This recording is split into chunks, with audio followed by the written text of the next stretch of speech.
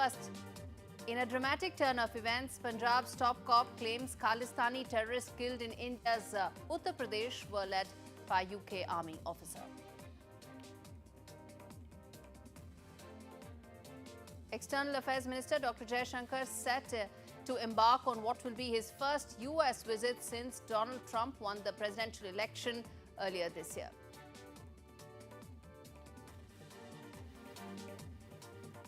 More than 60,000 Rohingyas cross into Bangladesh amidst escalating conflict in Myanmar. Dhaka draws the red line, says will no longer allow Rohingyas to enter its territory.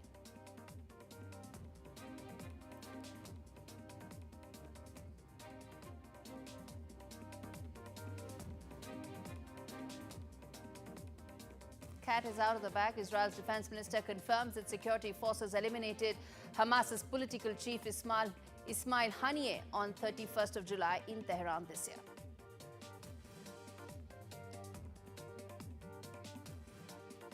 Ahead of its monumental December 30th SpaceX mission, ISRO chief Dr. Somnath speaks exclusively to NDTV.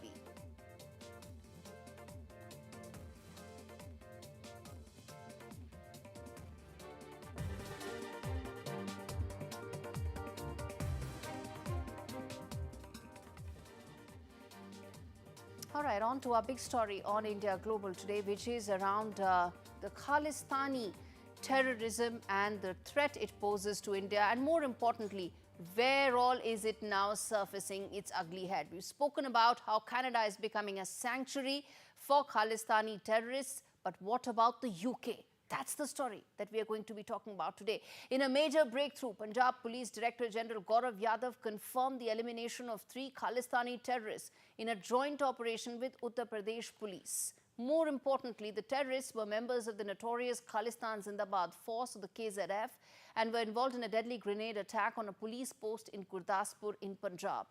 And the trio were operating under the command of Ranjit Singh, the chief of the banned Khalistani outfit. But what makes this operation even more chilling is the involvement of international figures. According to Yadav, one Jagmeet Singh, who is instrumental in orchestrating the Punjab police post attack. And who is this Jagmeet Singh? He's based out of the UK.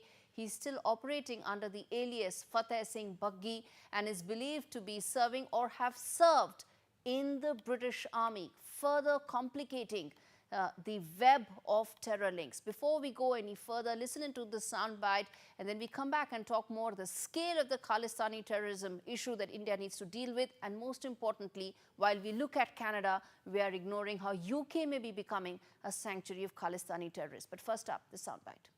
Jagjit Singh is reported to be working in the British Army as well, and Jagjit Singh was using the assumed identity of Fateh Singh Baggi.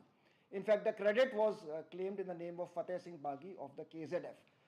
The investigations are going on to expose all the connections and members of the module.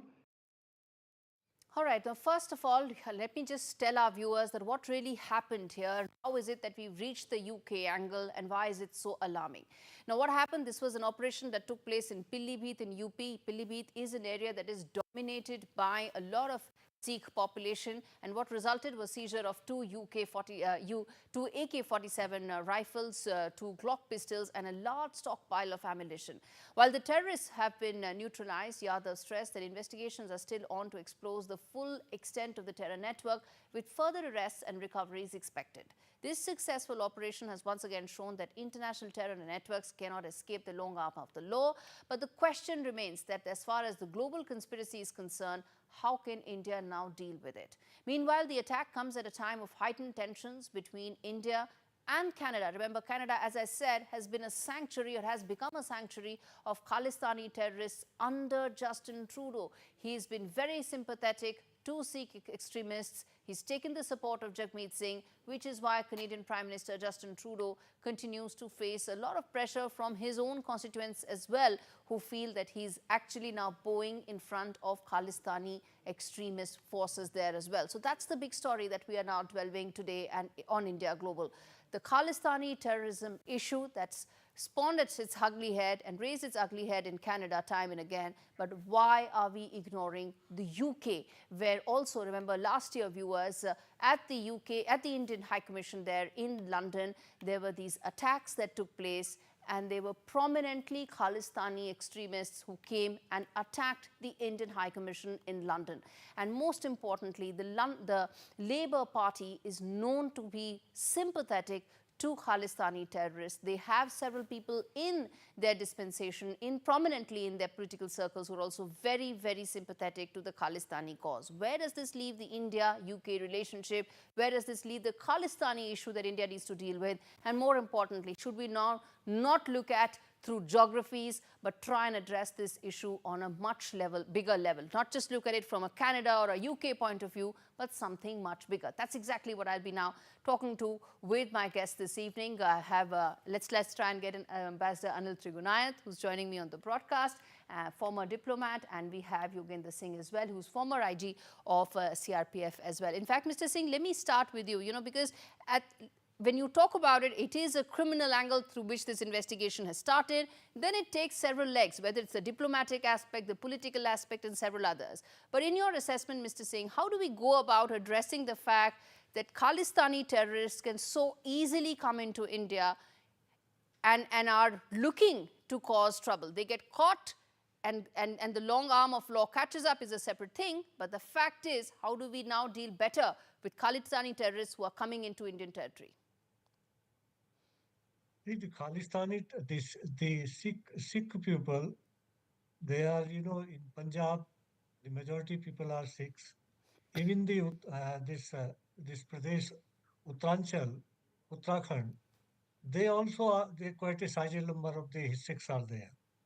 So wherever there is a Sikh population, it is easy for them to hide. They can mix up with the local population and then create a nuisance there.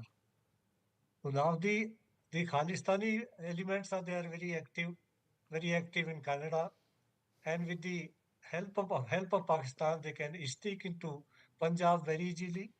From Punjab, they can also go to Uttarakhand. So this is a threat. This is a threat we will be, we are facing from the Khalistani elements. Although this movement or these kind of which were very, very prevalent in 1980s is hardly there, but they try to create wherever possible some kind of a nuisance, some kind of a disturbance, law and order situation, and terrorist attacks. Okay, Ambassador Trigunayat, let me just break this down in three clear aspects. One, the fact that you have a Khalistani terrorist inside the UK army. He may not be a serving officer right now, but if he has served in the army, what does that mean in terms of implications? Point number two, should we now look at the Khalistani issue not just through a specific geography, because you're talking about Canada, you're talking about UK, and point number three, what are India's diplomatic options given the fact that everybody passes this off in the name of freedom of speech and freedom of expression? Let's take them one by one. First question, sir, the fact that you have a UK army officer involved in Khalistani terrorist activities. Well, you know that we have people of Indian origin working in different security forces, and in certain countries, they have even been defense minister and in very senior positions. And they have been sympathetic to the cause of Khalistan, which only thrives really abroad and not in India anymore. I am from Uttarakhand, and as Mr. Singh was mentioning, I have seen this during the 80s that how this terrorism continued to increase, but that was more to do with domestic and with the help of Pakistan. But in recent years, what we have seen is that all these people have been actively engaged and have been propped up by the regimes in certain countries, especially in the Western countries, like they are in USA, they are also in UK as well as in Canada, mainly. And from those support from those governments is very clearly indicative. You have mentioned about attack in UK on the Indian High Commission, how they were able to move and what happened there. That was for everyone to see, and Indian government took a very strong position in that. Likewise, with Canada, our relationship is because of their adherence to the cause of Khalistan or support to the Khalistanis, that our relationship has really gone to its lowest today. Likewise, with the United States, we have the mechanism. With all these countries, frankly, We have a counter-terrorism cooperation, intelligence exchange. Still, I think that geopolitical purposes, they tend to ignore India's sensitivities and interests. And for that, what we have to do is basically internally strengthen ourselves, because these are one-off cases, but they have implications, and they can act as some kind of catalyst for other similar extremist groups taking advantage of it. Very often we have seen is that they operate through Pakistan with the help of the ISI, and even some of these Western agencies and others are involved in doing that directly or indirectly. But at the same time, they have plausible deniability by themselves. Yet we see that these things keep on happening. So I don't see that there is any global concurrence on how to fight terrorism. And therefore, and who is the terrorist? And Prime Minister I Modi at the take your United point, sir. Nations said I clearly. take your point, sir, that, how do you go about defining terrorism? And given the fact that several of these countries hide terrorists in the garb of freedom of speech, let me now take specific examples, and then I get in Mr. Singh also. First is that let's address the Labour Party. It has deep connections. Several of its members have deep connections with the Khalistani movement and Khalistani terrorists inside the UK. Do you think that impacts diplomatic relations? And then question number two, or a sub-question of that, is also the fact that how it's unraveling and unfolding in Canada. How do we prevent that happening in other geographies? Whether it's UK, whether it's Australia, there's also a large Khalistani terrorism movement happening there as well. Well, See, there's a wherever the standard procedure. I mean, we know that. Sorry. Yeah, Yes, go ahead. Mr. Go Singh? ahead, Mr. Trigunath. Yeah. Yeah. I mean, there is a SOP. I mean, as far as the dealing with the foreign governments are concerned, whenever you come to know that they have connections abroad, we share all the information through our intelligence networks as well as directly through diplomatic networks. And the promise, because on the face of it, the government say that they are against any kind of terrorism and they will never admit it to you. So what credible action they take on the ground, and that is not always made public. But at the same time, I mean, we do raise all such issues through regular meetings that are held at different levels with various governments, including the UK, Canada, and USA. So it is not that India is not, or Australia for that matter. It is not that we are not taking up. But as you know, the terrorism has its ugly head, and there are political groups. Now, you mentioned that there are the Labour Party. Yes, I mean, there are a large number of Indians today, a big diaspora, which has done extremely well in those countries. They fund their parties, political parties. They are pretty strong in that. And therefore, very often, due to political expediency, that these political parties, tend to overlook their connections as far as the extremist movements abroad are concerned. Okay, Mr. Singh, you want to come there, sir? Yeah, go ahead. Yeah, see, the point is that the foreign countries, those who are supporting them, we need to have a diplomatic, initiative and diplomatic efforts so that they are nipped in bud there itself. See, in Canada, the Sikhs are a major political force now. They are in a quite sizable number. And because of the political compulsion, these people also get the encouragement and they are not dealt as strictly as they should be. Now, we also need to gear up our intelligence setup in the concerned state like Punjab, Uttarakhand, where the Sikh population is there. In fact, Uttarakhand, there is a quite sizable Sikh population there. So wherever the Sikhs are there, it's very easy for them to hide and then to operate. So our intelligence network will have to be, very strong and very prompt, and we have to, do as much as possible in collection of intelligence so that these elements are nipped in the bud. Right. Final question quickly. I'm running out of time. And this I pose to both of you, 30 seconds each, please, which is that what should be India's next step? Starting with you, Ambassador Trigunath, what should be India's next steps, given the fact that we are now seeing Khalistani terrorism movement rearing its head in several geographies across the world? What should be India's next diplomatic steps going forward? Well, you have seen that where, as far as Canada is concerned, it has been thoroughly exposed and is in line with the states like Pakistan as far as promoting terrorism and extremism is concerned. So our diplomatic relationship with them is much lower because there is no interest in those countries to address those situations, especially under the current dispensation.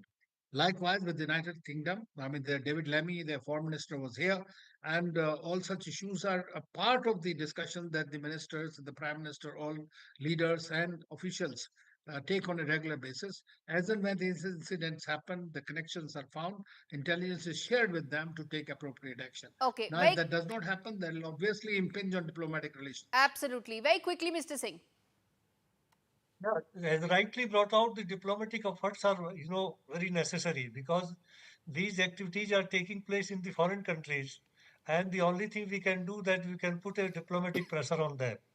When within the country, we also need to, enhance our efforts of intelligence collection and the various security measures so that these peoples are identified, because for them it's very difficult to it's very easy to hide among the Sikh population. So Indeed. All right. we need to nurture the our sources so that we get the information and we are able to take action in time. Absolutely, indeed. Thank you so much, gentlemen, for decoding a very important story which has many dimensions in terms of India's security and strategic concerns. Thank you so much. And on that note, we slip into a break. But before that, let me tell our viewers, we're going to come back on the other side of the break by telling you something very interesting. We spoke about the UK Army. We're going to tell you the state of UK Army and how many of them are actually fit to fight if there's a conflict. Stay with us.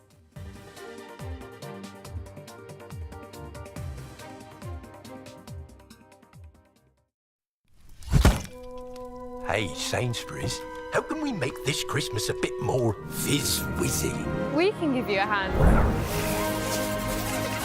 A scrumdiddlyumptious salmon terrine, a roasted carrot galette, and a gloriumptious golden forest dessert. Want to go big this Christmas? Ask Sainsbury's. Sainsbury's, good food for all of us. How? Look out the window. Look out, mate. It's a mobile phone, look. Merry Christmas, BBZ. They can't see you, Mum. Now I can see everyone. We can't see you, Mum. It's on my phone, it's your phone. Check your phone. Merry Christmas, love. Merry Christmas, Mum. So what's it like over there? Is it hot? It's roasted. Connecting you at Christmas for 40 years. Vodafone, the nation's network. There once was a tree, lovingly made to look real, yet looking real wasn't enough. It wanted to be real. One night it wondered, where are my roots? And an answer came. Your roots will grow within the hearts of those around you as you create very real memories. And for the first time, the tree felt real joy. Shop Boxing Day deals at balsamhill.co.uk. For such gentle souls, working donkeys in the Middle East lead terribly hard lives. For such trusting animals, donkeys are too often abused and exploited. These sensitive, loyal animals often suffer the cruelest pain. This is the hard, painful life that donkeys in Egypt, the West Bank, Israel and Gaza have to endure. Too often, it's not only a hard life, it is also a short one. But there is something you can do to make their hard lives much easier. Please call Safe Haven for Donkeys on 0800 144 5804 or go online and give a life-saving gift of just £2 a month. Safe Haven for Donkeys is dedicated to transforming lives in the region. Your gift means our mobile vet clinics can provide emergency treatment for injured donkeys. We heal wounds and ensure donkeys aren't suffering. We also work with local communities, helping them to look after and cherish their donkeys. You'll help make sure there's always a place at our sanctuaries for abandoned and abused donkeys who have nowhere else to turn. Please call Safe Haven for Donkeys on 0800 144 5804, text SAFE6 to 84902, or go online and give just £2 a month and help change a donkey's life today.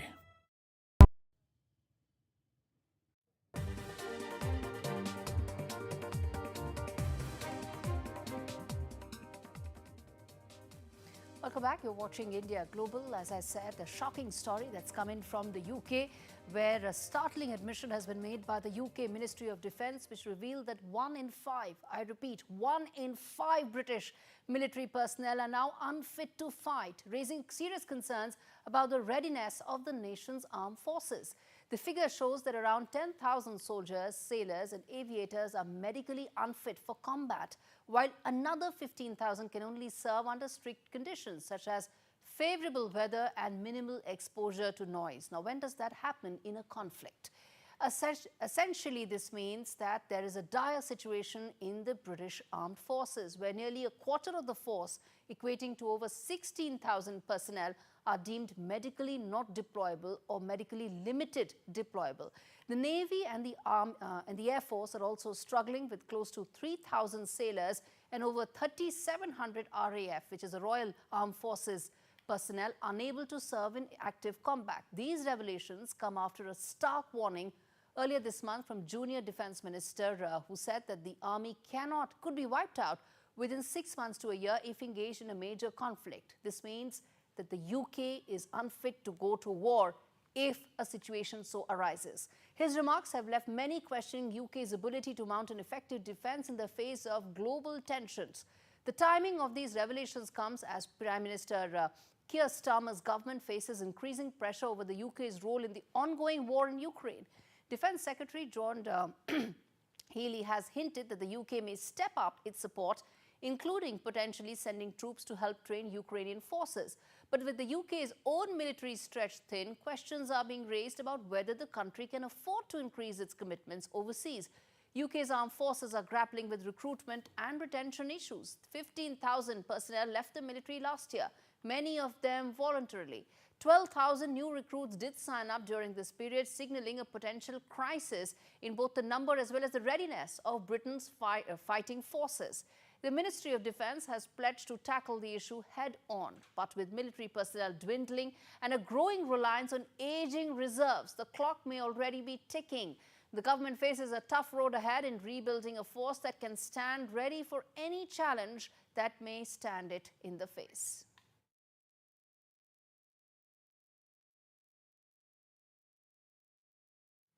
For India, it's been an outstanding year, more so in space. Not only were there landmark launches, but the government gave ISRO a roadmap for the next 15 years with a big bang announcement aiming to land an Indian on the moon by 2040, just about 15 years from now. The Prime Minister has also cleared unprecedented funding of 31,000 crore rupees for ISRO. And NDTV's science editor, Pallava Bagla, reviewed the year's achievements with ISRO chairman Dr. Somnath in this exclusive conversation. Listen in. This year has been spectacular for the Indian space ecosystem. It's more than ISRO now. There have been clearances of thousands of crores by the government and a roadmap set till 2040 for the Indian Space Research Organization. I have with me Dr. S. Somnath, Chairman of the Indian Space Research Organization, who has steered ISRO into a new orbit. Thanks a lot for speaking to me, Dr. Somnath. Thank you. What were the big announcements within this year and which excited India and ISRO? I believe that this year has been a very splendid year for us in terms of the missions that we accomplished and also the future roadmap that we have set for ourselves based on the vision of our Honorable Prime Minister. The very first time in the history of space program, we have a vision for next 25 years announced. That I consider as a very milestone thing that in the future that will define the way the organization is going to take or the space program is going to take it forward.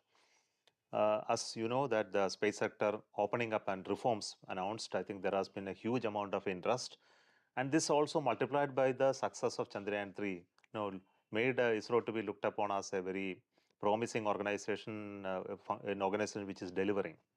But regularly we have been looking at only the missions in terms of the rocket launches and the satellites. Now let's talk about the approvals. Okay. We had big announcements made. Tell me more. Okay, on the announcements, I can tell you that the very first time I told a long-term program has been announced.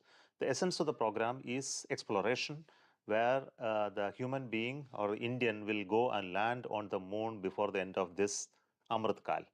When we celebrate the 100th year of our independence, an Indian flag will be flying on the moon with our person going and putting it back and returning safely. That is targeted in 2040.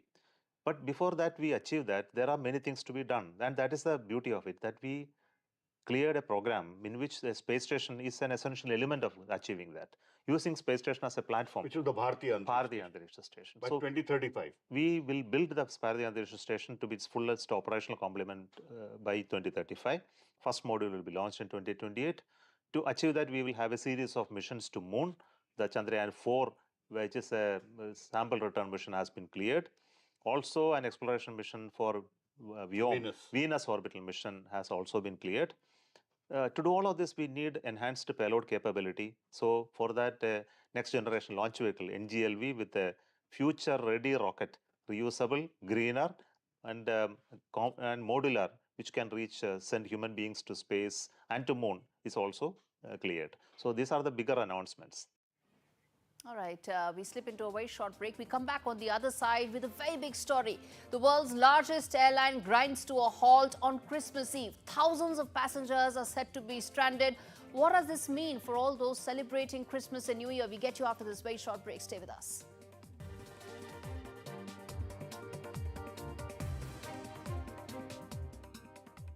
This is an urgent appeal to support children in Yemen. Years of conflict have caused devastating shortages of food and water and pushed the health system to the brink of collapse.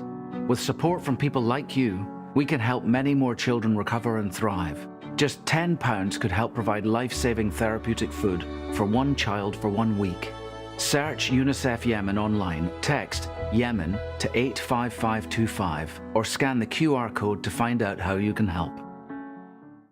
However your home uses the internet, EE has the perfect Wi-Fi for you. We've got full fiber for only $30.99 a month, perfect for binging all your favorite shows. Keep your whole home seamlessly connected with the UK's most reliable broadband technology, powered by BT. And if that's still not enough, you can upgrade to Wi-Fi 7, where everything you love works better.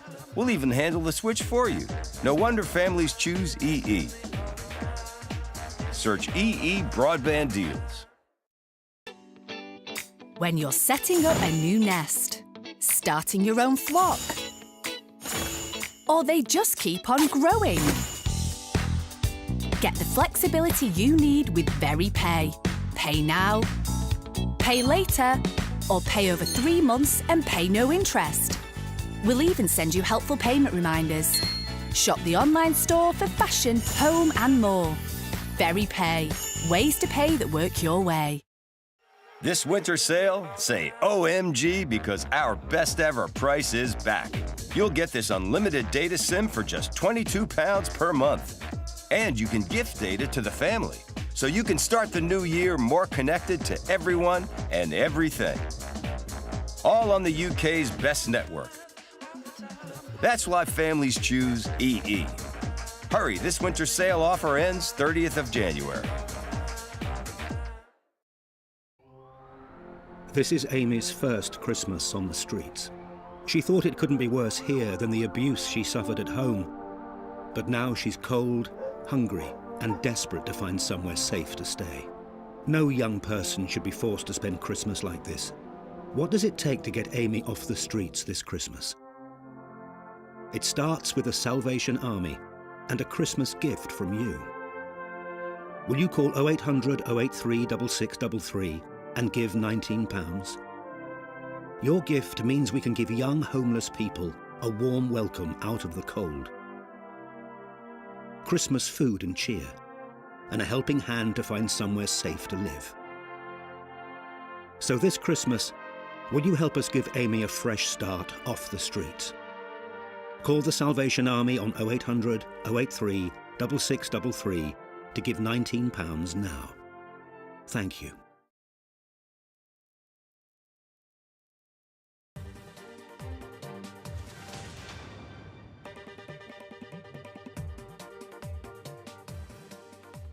Welcome back. You're watching India Global. We now turn our attention to probably one of the biggest stories coming in right now.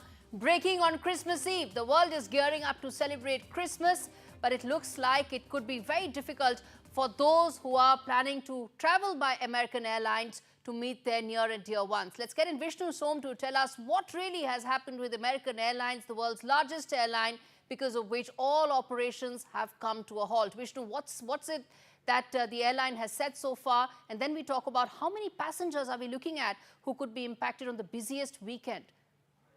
Well, American Airlines is the world's largest airline. There's been an advisory issued by the FAA, the Federal Aviation Administration, that's America's aviation regulator, grounding all American Airlines flights. They've specified that this request to ground all American Airlines flights has come from the airline itself. There is an unspecified technical reason which has caused this. We do not know at this stage if it is a software glitch in their booking system or any other system affiliated with flight operations. This is highly interconnected. Has there been some sort of a cyber attempt on their systems, on their mainframe or not? We do not know. And perhaps the biggest concern, is there a security concern on the basis of which all American Airlines flights have been grounded? We do not know this at the moment, but as you reported, as you just mentioned, on Christmas Eve, this is going to have an impact for lakhs of passengers who would have delayed flights at the very least. How long will American Airlines continue to be grounded at this juncture? We do not know. It could be a couple of hours. It could be more than that. The airline obviously trying to work out whatever the issues are. We expect a lot more clarity in the hours ahead. But coming ahead on Christmas Eve, the world's largest airline, 4,800 flights per day to more than 45 destinations. Many of these flights will be badly delayed. That has an impact on flights coming the other way. So it's a cascading impact is what I mean to say. And that's something that's going to impact many other passengers, perhaps for days on. Absolutely, Vishnu. It has a cascading impact, rollover effect on all aircrafts and all flight routes. But what you said is very important, that if all aircrafts have been grounded, it could either be a technical glitch, a cyber security issue, or it could be something bigger. How soon can we know about that? Because that is something that pretty much holds the key to knowing as to what really is the reason why this kind of a decision has been taken by the aviation regulator. No clarity on that. We expect some statement from American Airlines. All we have at this juncture is a statement on their website from the US regulator, the FAA. So we'll have to wait and see what this is all about. I suspect the airlines and the regulator themselves are trying to get to the bottom of this. Indeed. And finally, in terms of, you mentioned it could be lakhs of passengers. Any idea how many back home in India could be impacted? Well, I do believe American Airlines has a couple of flights to India. I haven't had a calculation at the moment off the top of my head on how many Indian passengers or passengers from India looking to get to the States or vice versa would be impacted. But presumably there would be substantial impacts over here as well. Absolutely. Thank you so much, Vishnu, for breaking that down for us. Big story coming in on Christmas Eve, where the world's largest airline, as Vishnu was saying, has been impacted because what could be potentially either a cyber issue, security threat, it could be a technical glitch in their technology and their technical grid, or it could be something more from a security angle. We don't know that, and we would not hazard a guess either. All we have right now is that the aviation regulator in the US has grounded all 4,500 aircrafts of American Airlines, throwing lakhs of passengers' holiday plans into a complete tizzy. How long will that be remains to be seen, but let's see how they will be celebrating if maybe it gets resolved soon so they get to celebrate their Christmas with their loved ones going forward. All right, turning our attention now to the other big story that we are deep diving into today on India Global, which is around the Rohingya issue. There is fresh update coming in that 60,000 Rohingyas have now gone inside Bangladesh. They've entered Bangladeshi territory because of what has been happening the last couple of weeks, which is that Arakan army has taken control of key posts inside Rakhine state. This comes even as Bangladeshi government and Mohammad Yunus himself have very categorically said that they are not going to allow any more Rohingya refugees to come in. Why? Because they already house over about 1 million refugees. There are no exact data. It could be more than that. Cox's Bazar in Bangladesh has one of the largest refugee camps in the world, bigger than what's happened, bigger than the ones in Sudan, in fact, also. So can they, in fact, absorb any more is a different question. But the larger question here is the implication of what's happening in Myanmar. There is a security angle and there is a humanitarian angle to it. It's not just Bangladesh alone. It gets impacted from India as well, because there are about 40,000 Rohingya refugees in India as well. All right, let's now get in guests this evening. Dr. Constantino Xavier joining me from what used to be earlier Brookings and is now CSEP. And we also have Professor Sanjay Bharadwaj joining us to really decode the impact of this from a strategic, humanitarian and a larger political point of view as well. Constantino, let me start with you. The Rohingya crisis is not new. It's been going on since 2017. India also houses about 40 to maybe 50,000 Rohingyas. But the question is, the volatility in the Myanmar region right now is set to expand further, and this crisis could probably become even bigger than what it is right now, with Bangladesh refusing to cooperate, putting up its hands saying they cannot do it anymore. How do you see this crisis being handled from here on? Very difficult situation indeed. Rarely do we see a regional crisis come together this way. I say regional because there's a collapse of governance in Myanmar. The Myanmar State Council and army are now in control of less than half of the territory of their country. That reflects in Rakhine State, as you said, with a growing civil war happening there. You also have in Bangladesh a transition that is in process, that is not easy. In fact, I wonder whether Bangladesh's position now to say that it's not able to host more Rohingya refugees is also a reflection of growing concerns about the Bangladeshi economy, about its capacity to host close to 1 million refugees in what is the largest refugee camp in the world, and receive even more, because they should be worried about not only the 60,000 who have come now over the last year to 2 years, but many more refugees that may on their way. And finally, this is a regional crisis also, because as you rightly said, it affects many more countries beyond Myanmar and Bangladesh. It affects India. You mentioned 40 to 50,000. Those are the ones we know of officially. There may be many more Rohingyas already in the country or transiting to the country. We have significant camps in Malaysia, in Thailand.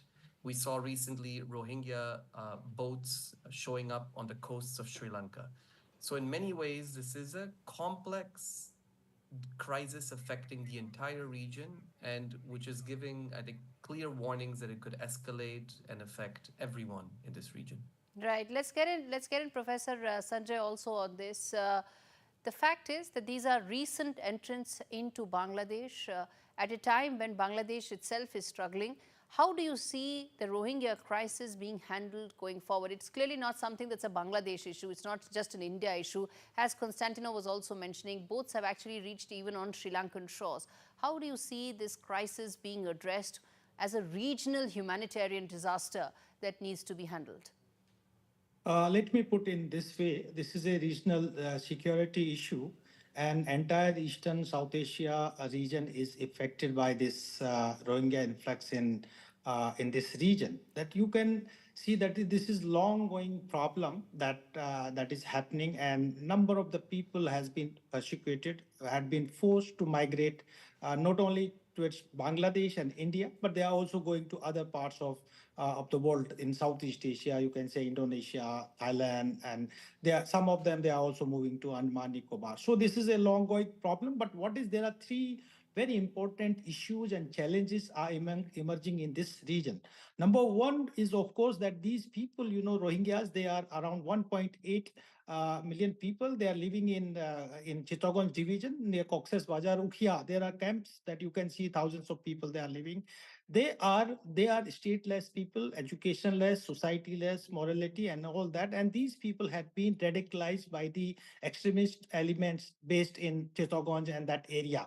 And they are trained in a way that they can fight against the Arakan army. There are also stories, coming reports are coming that the military junta is also recruiting some of the Rohingyas to fight against the Arakan army. Arakan army is also alleging that these people, they have been recruited by the by Rohingya Salvation Army and Rohingya solidarity organizations for the radical work. The third very important issue is arising that these people, they have also been involved in drug trafficking, human trafficking, that you can see that Yaba pills has been exported from the forest border. So this region has become very volatile, problematic, and that is not stopping just to the Bangladesh, that is reaching to northeast and India's some of the states. I was coming to just that. And I asked this to Constantino, which is that there are direct security implications for India as well in this. What should be New Delhi's 1, 2, 3 key areas or action points to try and minimize? You can't insulate, but you can minimize the impact of this kind of a refugee crisis on India. So one solution that has already been adopted is participate more closely in dialogues across the region between governments, officials. In fact, the Foreign Secretary was just in Bangkok recently for a meeting on Myanmar with the 5 neighboring countries of Myanmar. And that is a good development because it puts India not only on a bilateral path to solve this, but also into a regional club of like-minded countries who are all very concerned. Thailand is concerned. China is also very concerned, of course, for its investments. I think a second possibility is what the Thais created a couple of years ago, which was a humanitarian corridor. This worked partially between Thailand and Myanmar, and it had buy-in from the generals in Myanmar, but it allowed the Thais to channel humanitarian aid, food supplies, and other support for the civilian populations in southeastern Myanmar. Something like this could, for example, be developed between India and Myanmar, or maybe between Bangladesh and Myanmar. The third and most difficult one is, of course, India normalizing its relationship with Bangladesh. Any solution in Myanmar and a solution for the Rohingyas and for the Rakhine to return to stability. And let's not forget that India has a diplomatic mission in the Rakhine state and its own presence on the ground, including a variety of projects, economic connectivity project that it has invested in and that it needs to protect. So for that to happen, also, I think a good relationship between New Delhi and Dhaka needs to develop. We are far from it, we saw that, but a solution to Myanmar and the Rohingya issue will rely on Bangladeshi's buy-in. A Bangladeshi buy-in, in turn, will only happen significantly or with greater sustainability if it has Indian support, and that in turn relies on a good India-Bangladesh relationship. All right, gentlemen. Thank you so much for taking out the time and joining me in an issue that we're going to touch upon, hopefully, given that it touches upon so many lives due to the humanitarian disaster that we're all staring at. Thank you so much, gentlemen, for joining me on India Global. And on that note, we slip into a very short break. We come back on the other side and talk more about what does Israel's admission of killing of Ismail Haniyeh mean, and much more than that. Stay with us.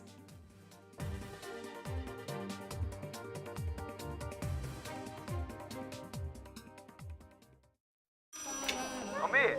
How? Look out the window. Look out, mate. It's a mobile phone, look. Hij kruist baby's head. They can't see you, Mum. Okay, now I can see everyone. We can't see you, Mum. It's on my phone, it's your phone. Check your phone. Merry Christmas, love. Merry Christmas, Mums. So what's it like over there? Is it hot? It's roasted. Connecting you at Christmas for 40 years. Vodafone, the nation's network. This is an urgent appeal from UNICEF UK. Children in Gaza are running out of food, water and medicine, and we need your help. UNICEF is working non-stop, providing life-saving medical supplies, clean water and fuel to keep services running. But we can't do it without you. Search UNICEF UK Gaza online or text Gaza to 84901 and help bring hope for children caught in this devastating conflict. Hello. How was Iceland? It was good, I guess. Had a few issues here and there. Didn't you check Brighton? No, the sun wasn't bright at all. Iceland, you know. Wait, You don't know Brighton? They must have missed out on some seamless visa assistance. Plus extra baggage allowance and 24/7 customer support. I mean, there's a reason they're rated excellent on Trustpilot. Brighton Travel, making travel brighter. For such gentle souls, working donkeys in the Middle East lead terribly hard lives. For such trusting animals, donkeys are too often abused and exploited. These sensitive, loyal animals often suffer the cruelest pain. This is the hard, painful life that donkeys in Egypt, the West Bank, Israel and Gaza have to endure. Too often, it's not only a hard life, it is also a short one. But there is something you can do to make their hard lives much easier. Please call Safe Haven for Donkeys on 0800 144 5804 or go online and give a life-saving gift of just £2 a month. Safe Haven for Donkeys is dedicated to transforming lives in the region.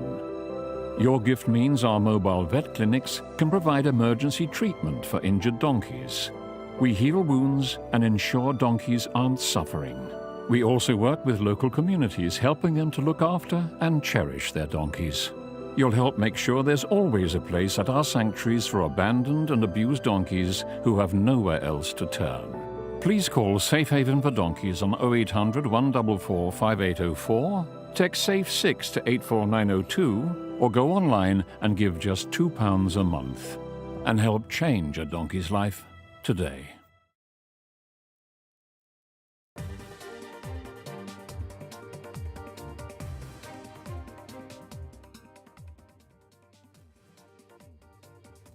Welcome back.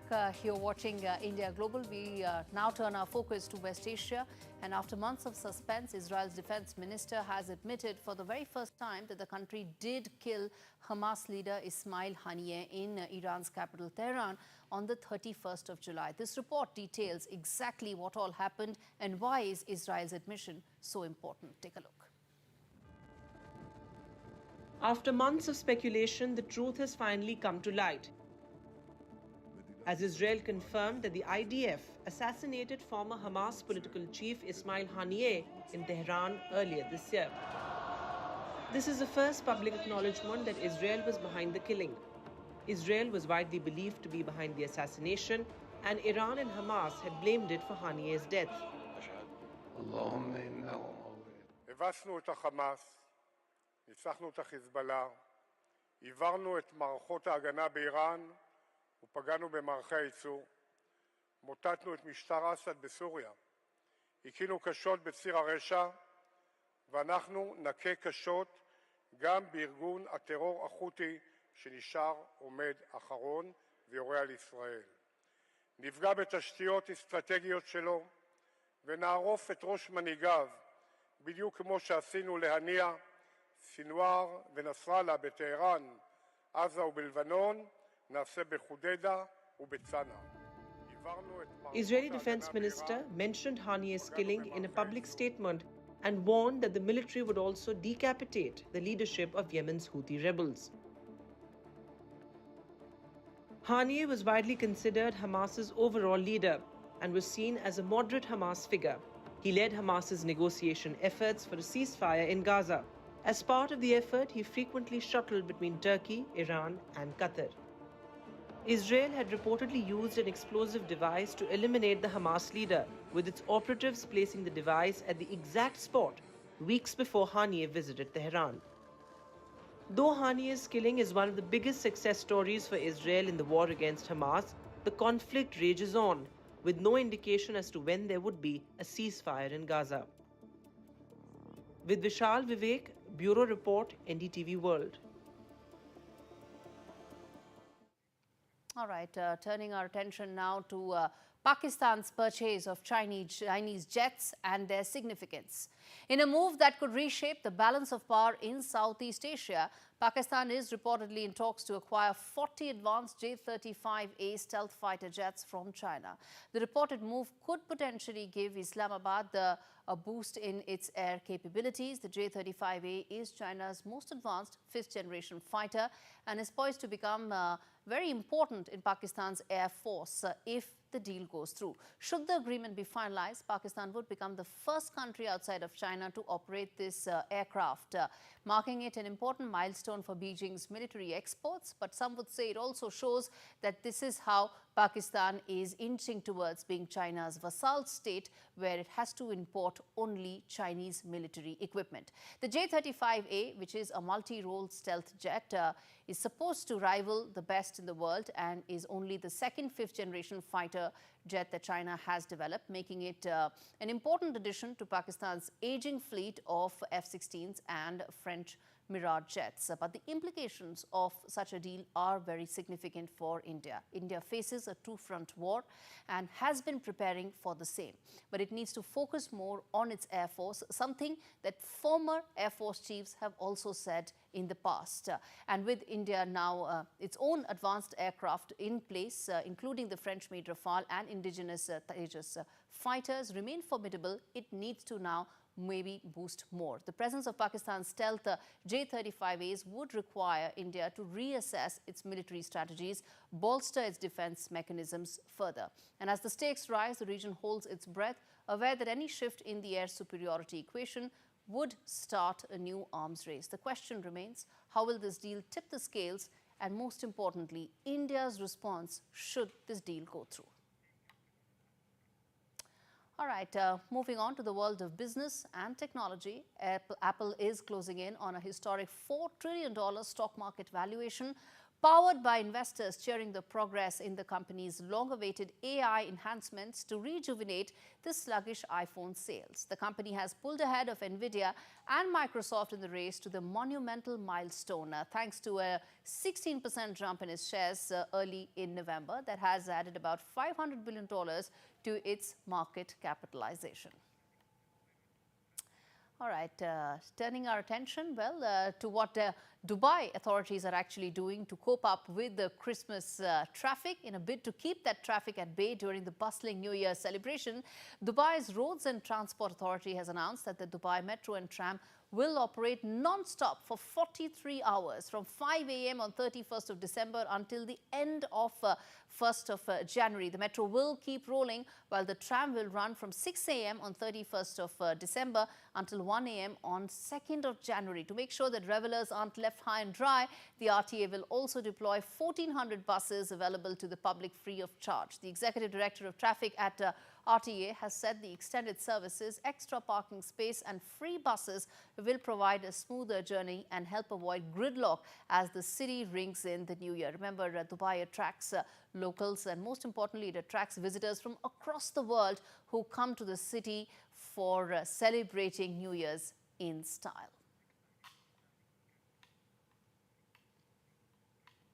And as Scotland gears up to bring in the Christmas festive cheer, my colleague Radhika Iyer brings you this very special report from Edinburgh's iconic Christmas market.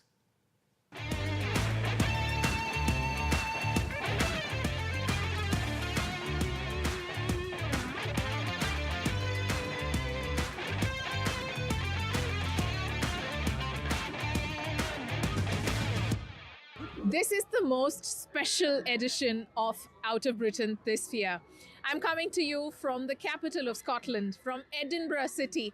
From the screams, you can totally tell that I'm at a Christmas market, and see how beautifully decked up this beautiful city of Edinburgh is. The vibe here is something you will only be able to experience, never ever ever be able to describe in full words. At least I can't. I'm going to walk across and show you a little bit about the Christmas markets, but I have here a bunch of fellow Indians who are hanging around in Edinburgh City. Let me jump across there and you come here so we can have this chat. Introduce yourselves. Hi, I'm Akanksha and I work here in the UK. Okay, Akansha, good to meet you. Where do you work? I work in Belfast, Northern Ireland, and I have been here in the UK for now 2.5 years. 2.5 years. Yes. Okay, look there so people get to see you. Yeah. What about you? Yeah, I'm Akshat, and I came here last Jan, and I'm doing my masters in advanced mechanical from uni of Liverpool. Okay, from Liverpool. Hi, I am Anupriya. I'm studying Masters in Management in University of Liverpool. Liverpool again, fantastic, great. Thanks for joining us. All three are starting with A's. I just noticed Akansha, Akshit, and Anu. We are siblings. Are you siblings? Oh, what is it like to be away from home but still have home? Oh yeah, that's the fun. That's the fun. Yeah. Especially during Christmas, as I was just talking with him, that every Christmas I make sure that I come to see the Christmas market of Edinburgh at least once. So if I get a chance, and definitely more than once, but at least once I do come every year for the Christmas market in Edinburgh. So yeah, that's the fun with my sibling this time. So yeah. Is it your first? Yeah, it's my first time here in Christmas here in UK. Okay. And your first? It's my first time. I have come 2 months earlier only. Are you cold? Okay, are you used to the cold by now? Oh yes. Does it always look as pretty as this? This is truly pretty. The vibe is unmatchable.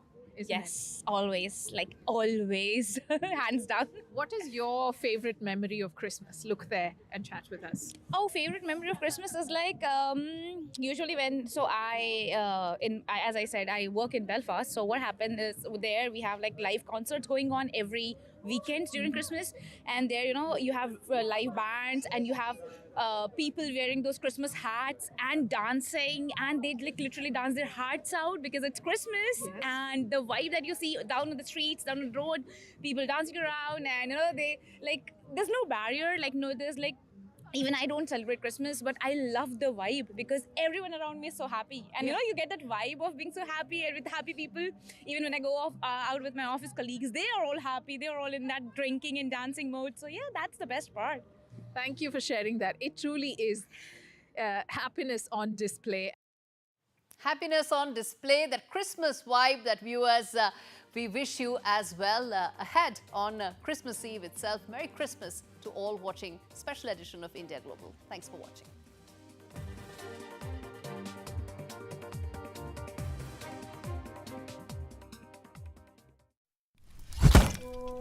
Hey, Sainsbury's, how can we make this Christmas a bit more fizz-whizzy? We can give you a hand. A scrum-diddly-umptious salmon terrine, a roasted carrot galette, and a glory-umptious golden forest dessert. Want to go big this Christmas? Ask Sainsbury's. Sainsbury's, good food for all of us. I'm here. How? Look out the window. Look at that. It's a mobile phone, look. Hij krast van zijn baby's head. They can't see you, Mum. Okay, now I can see everyone. We can't see you, Mum. It's on my phone, it's your phone. Check your phone. Merry Christmas, love. Merry Christmas, Mum. So what's it like over there? Is it hot? It's roasted. Connecting you at Christmas for 40 years. Vodafone, the nation's network. What you got, man?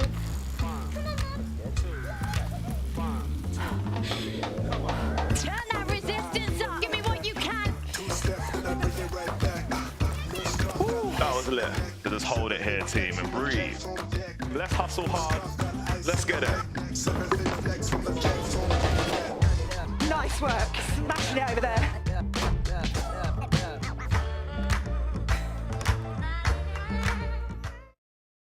No child should suffer the torture of trachoma, but so many are in pain right now. Nananga's lashes have turned inwards. They rip and tear away at his eyes. Pamelo's sight could be gone forever. He's just 3 years old. Kofanga screams for his mother. His eyes are so infected that he can't even see her. For so many children in the world's poorest countries, trachoma is torture. It's a painful infection often spread by flies, and it's destroying children's eyesight. But it could be stopped if you help today. by calling 0800 021 3925 and giving £2 a month to Sightsavers, you can help make sure children get the treatment they desperately need. You'll help us bring them the medicines and the care that can treat infections. And that means you'll be helping to save children from the torture of trachoma and a life of blindness. Please help us reach them. Call 0800 021 3925, text C7 to 82727, or go online and give just £2 a month now. Because we need you to help save the sight of children like Nananga. We need you to help save them from the torture of trachoma.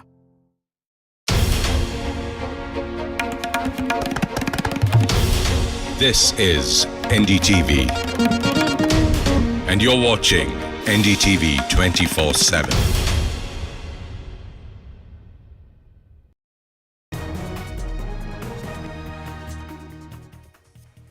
Hello and welcome to the Southern View. I'm Gaurav, and our focus this Christmas Eve remains on Allu Arjun case. High drama in Hyderabad as the actor is questioned by the police. A special panel up ahead to discuss the issue, whether it's an ego clash, what's the politics behind it. But first, the headlines we're tracking this hour. Nearly 1,300 crores reported lost to cyber fraudsters in the last year in the city, says the Bengaluru police. A meager 10% has been recovered. The latest victim is a techie who lost nearly 12 crores. People need to know there's nothing called digital arrest and shouldn't fall for such scams, is a desperate appeal from the police. The Congress takes its fight against the centre's decision to tweak election rules on public inspection of election documents to the apex court, files a petition seeking withdrawal of restrictions on public access to CCTV footage. The world's largest airlines, American Airlines flights were grounded briefly due to unspecified technical reasons on Christmas Eve. Nationwide ground stop has been lifted now, but there were delays that were caused because of it.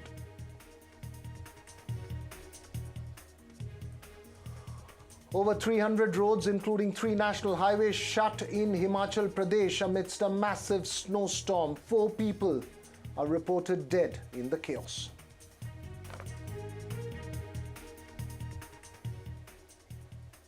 But first, this evening, the action around Allu Arjun refuses to die out, both with the Hyderabad police on the one side, which questioned the star today, and at the box office with Pushpa 2 continuing to rake in the money. The fierce debate, though, is over the stampede case in which the actor was questioned for over 4 hours today. Remember the stampede in Sandhya Theatre on the 5th of December that led to the death of 39-year-old Revati and her 8-year-old son Shritesh with life-threatening injuries, who's recovering from those. They were from a family of fans of Arjun and had come to watch the movie. The police reportedly quizzed Arjun about the exact sequence of events that day, what transpired when he came to the theatre and who took what decisions which could have potentially led to that stampede. He has been charged, remember, with serious sections under the BNS, such as intentionally causing grievous injury and involuntary manslaughter. The police also released CCTV footage from the site of that stampede. Meanwhile, the boy who was injured, Shritesh, is still recovering, as I mentioned, from his injuries at the Hyderabad hospital. The big question has this become more about optics and an ego clash and less about the case itself? A special panel up ahead, but first on the reactions that came in from Hyderabad earlier in the day. Revanth Reddy ji किसी को influence नहीं कर रहे, जो law and order का जो issue है law and order अपने हिसाब से कर रहे हैं. आज भी आप देखेंगे तो अल्लू अर्जुन को बुला के पुलिस स्टेशन में उनके ऊपर इंक्वायरी हो रहा. आज वो लोग बोलने को बड़े बड़े बातें बोलते हैं. ये उनका सोच समझ कर राजनीति करने की कोशिश कर रहे हैं. उनसे ये इस तरह के बातों में तेलंगाना के लोग आने वाले नहीं है. और जो बीजेपी और बीआरएस का जो गठबंधन है, ये पूरा एपिसोड में मालूम पड़ रहा है कि दोनों भी किस तरह से डिफेंस करने के मतलब साथ में मिलके एक सिचुएशन को डिफेंस करने का कोशिश कर रहे हैं. I think he's trying to compete who's the superstar in Telangana. He's trying to show that he's a superstar than Allu Arjun. If Mr. Revanth Reddy thinks he's a superstar, right now also he's acting in Congress party. Congress is making pictures after pictures. He's the main actor in Telangana. Now the people who came inside, threw stones, flower pots, everything, got into ruckus, and 2-3 people came from his own constituency. 2-3 people. Of course, they have a forum saying that I come from this university and that university, which very clearly any common man will know it's politically motivated. What is happening in the whole case is a clear case of victimization and a clear case of bullying. Is Allu Arjun had an intention when he come to the